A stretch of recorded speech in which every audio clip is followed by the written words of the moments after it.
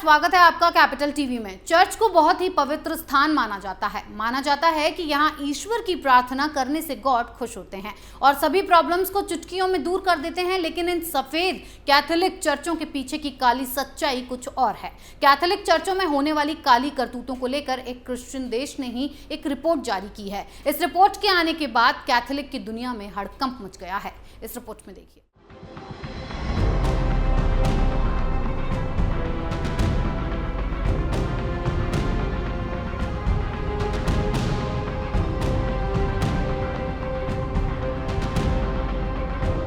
दुनिया के विकसित देशों में शामिल देश फ्रांस में स्वतंत्र आयोग ने कैथोलिक चर्च पर एक रिपोर्ट जारी की है। फ्रांस के कैथोलिक चर्च में पिछले 70 साल से ज्यादा समय में अनुमानित तौर पर 3,30,000 बच्चों का यौन उत्पीड़न हुआ। एक स्वतंत्र आयोग ने ये रिपोर्ट जारी की है और ये सनसनीखेज खुलासा किया है। आयोग के अध्यक्ष जॉन-मार्क सौवे ने कहा कि ये अनुमान वैज्ञानिक अनुसंधान पर आधारित है। सौवे ने कहा कि यौन उत्पीड़न के शिकार होने वाले में 80% बालक थे, जबकि बाकी अन्य बालिकाएं थी। आयोग के अध्यक्ष ने कहा इसके परिणाम बहुत गंभीर हैं। यौन उत्पीड़न का शिकार हुए करीब 60% बच्चों और बच्चियों को बाद के जीवन में भावनात्मक और कई अन्य जटिलताओं का सामना करना पड़ा। स्वतंत्र आयोग ने 2500 पन्नों का ये दस्तावेज तैयार किया है, क्योंकि फ्रांस और अन्य देशों में भी कैथोलिक चर्च के भीतर इस तरह की शर्मनाक घटनाओं को लंबे समय तक छिपाया गया। रिपोर्ट में कहा गया है कि बच्चों का उत्पीड़न करने वाले अनुमानित तौर पर 3000 लोगों में से 2/3 पादरी थे, यानी लगभग 2000 पादरी थे। इस आयोग ने 2 साल तक काम किया।